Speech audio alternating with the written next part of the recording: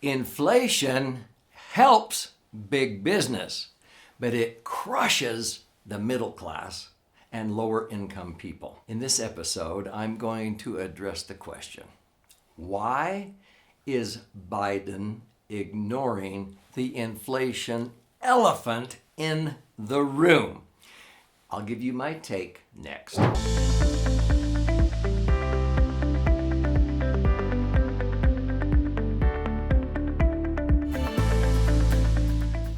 So, my name's Doug Andrew. I've been a financial analyst, strategist, retirement planning specialist now for more than 48 years. And I've noticed throughout nearly 5 decades, different members in Congress, Republican, Democrat, and by the way, this video is not a political agenda. I've noticed that many times whoever is in power, they will try to achieve tax revenue from different philosophies, okay? And one general philosophy is that we should rely less and less on government and be more self-reliant and pay less in tax and what have you. And another philosophy is no, let's continue to have government provide more and more and more to help out more and more people and what have you. And the best way to raise tax is by raising taxes. Okay. Whereas the other philosophy is, well, if you need tax revenue, the best way to raise tax revenue is raising the revenue that's being taxed rather than raising taxes, because if you raise taxes too much, you take away incentives and people don't even want to work. Because what's the use? Every time they try to expand their business or whatever, it gets gobbled up with more and more taxes. And so that's been happening recently with some of the proposals from President Biden, especially the corporate tax rate going from 21% to 28%. And sometimes people say, well, that's only 7% more. No, it's 33% more. See, 21% rate means every $1 million of corporate profit, a corporation would pay $210,000 under the Trump administration. Now it's $280,000, which is $70,000 more. $70,000 is 33% more in tax. Can you handle paying 33% more in tax? And yet, Biden says they can afford it. Well, the only way they can afford it is to lay off people or increase the price of their goods and services, which is what's happening. And that causes inflation. And now, who does that hurt the most? The lower income people. So when we talk about inflation is caused by money being printed and fed into the market, not just replacing the paper dollar bills that get destroyed. So let me shock you with the actual amount the government has been printing in new money. If you haven't noticed recently, and again, this isn't just under a Democrat-controlled government, also under Republican, politicians sometimes just flat out don't understand economics. But what happens is that when you have irresponsible government spending, and they spend more than they bring in, I mean, if you and I did that, we wouldn't last very long. You can't be making $100,000 a year and be spending $300,000 or $400,000. That's actually what's happening right now. With all of the spending that's going on, we have the government spending at least 3 times what they bring in revenue. The IRS has been bringing in, about 5 to 6 trillion of revenue, and they're spending 10 to 15 trillion or more, depending upon what they get passed as of the recording of this episode. What they do is they have to either raise taxes, which Biden is doing with several different tax increases, or they print money. Now, when you print money, that is what I call the hidden tax. How much money has the government been printing? Do you know? $100 billion each month. They said it was temporary. Oh, we're just doing this temporarily while this COVID thing is on and so forth. And they keep putting it off. The Federal Reserve, they met in April of 2021 and they said, let's keep printing. And then they met again in the summer. Oh, no, let's keep printing. They were going to start slowing down a little bit. That means $1 trillion goes into the American economy in actual paper dollars. But wait a minute. Do you know how much that is as far as the gross national product, as far as the amount of revenue? What happens? See, inflation is caused because of supply and demand. Simply put, we buy diamonds by the carat. We buy dirt by the yard, okay? Because there's a lot of it. When there's a lot of money, it's cheaper because you feed it in there, and that's inflation. So the cost of goods and services goes up, and who does that hurt? The people that they claim they help the most, the lower middle income people. I don't care if you raise their minimum wage to $15 an hour, the gas at the gas pump is $1 more, it's 50% higher. The hamburgers at the hamburger drive-in cost way more. I'm going to give you some actual statistics in just the last year on the price of goods and services because of inflation.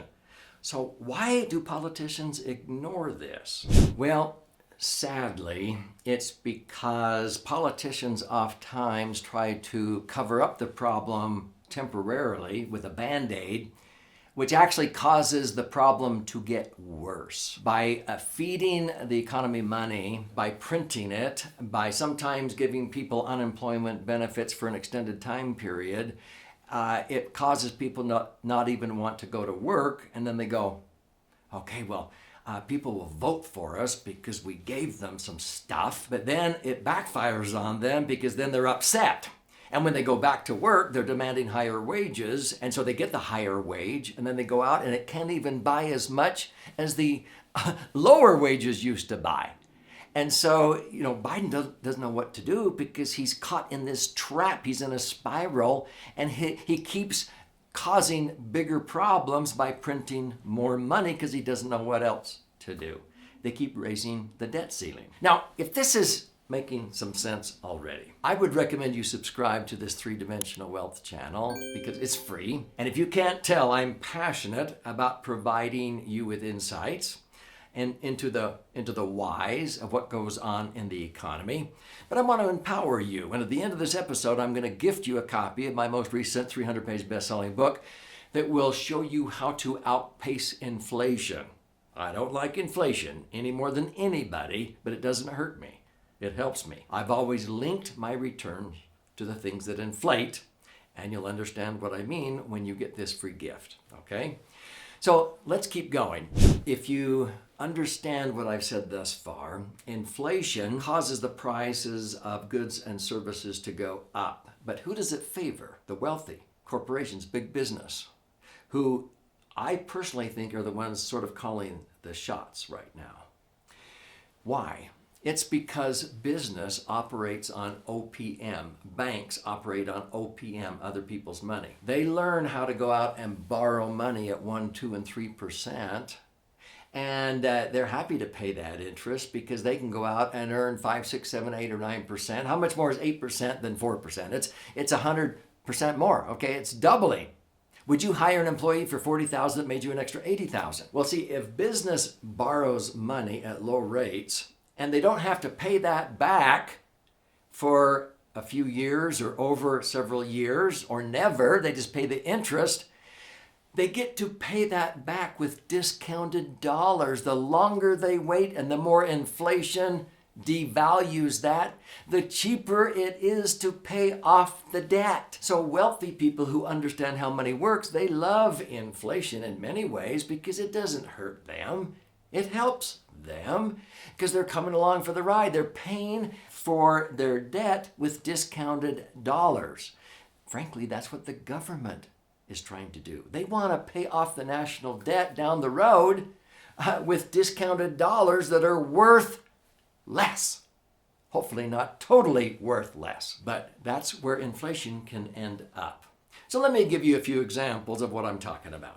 So the message is that inflation favors the rich and it crushes the poor. So if you're just trying to make ends meet and get the basic necessities, as of the recording of this episode, which is October of 2021, in just 1 year, let me give you some examples. A washing machine has gone up 30%. Furniture has gone up 11% on the average. TVs up 8%. Houses The average house in America a year ago was $310,000. Not in California, much more than that. Now, that same house a year later is costing $356,700. Building lumber was $586 a board foot, increased to $712. Used cars, the same car that was $21,000 a year ago, same car, is now $28,000. That's unbelievable. Gasoline, you've seen that, up $1 a gallon or more, sometimes 50% or more increase. A pound of steak, up 20%. Bacon, a pound of bacon, $5.60 a year ago, $7 now. How about cooking oil? Up 60%. Now, you may say, well, the government's been saying inflation only went up, 6%. They increased Social Security for retirees by 5.9%, the highest in years. So inflation is really only about 6%. Not true. Let me tell you why. If you're not aware, back in the 1980s, now I've been around a long time, and in the late 70s, President Carter was in, and inflation got to 13%. It was then that the government said, we can't afford to pay Social Security recipients a 13% raise. So we're going to change the way we calculate inflation, the Consumer Price Index, CPI. In a nutshell, they changed comparing the price of goods and services from the same basket of goods to the same basket of goods year to year to from apples to apples to apples to oranges. In a nutshell, they can compare the price of filet mignon steak last year to the price of hamburger this year if they want, because it's still red meat. And so when the CPI came out in 2021 and said, it's 4.2%, and then it went up to 5%, and then to 6%, and now they're going, Social Security is going up 5.9%, inflation's at 6% nearly. You can at least 2.5 times that, because the real rate of inflation is usually double to triple the CPI. And you can see that when you go to the gas pump. So, what you need to do is learn how to link your returns to the things that inflate. Do you know when inflation was at double digits in the Carter administration? When it was 10, I was earning 15.5 tax-free. A lot of advisors don't know how to do this. If you want to learn how to outpace inflation and have it help you instead of hinder you, claim your free copy of my most recent best-selling book, and you'll see how this works. Simply go to laserfund.com, click on the link below, laserfund.com. This is the Laser Fund book. It's my 11th book, and it's been flying off of our warehouse shelves, between 100 to 700 a week. Now, I'll pay for the book. It retails for $20. I'll buy the book. You simply contribute a nominal amount towards the shipping and handling, and I'll cover the rest of that. And I want you to read this. If you're a left brain learner, this white one is the proper side. This is all the charts and graphs and explanations for the left brain learner. If you're a right brain learner, you learn by stories. You flip it over to this one. And this is 100 pages, 12 chapters with 62 actual stories of how this works. This will teach you how to diversify and create the foundation for a tax-free retirement.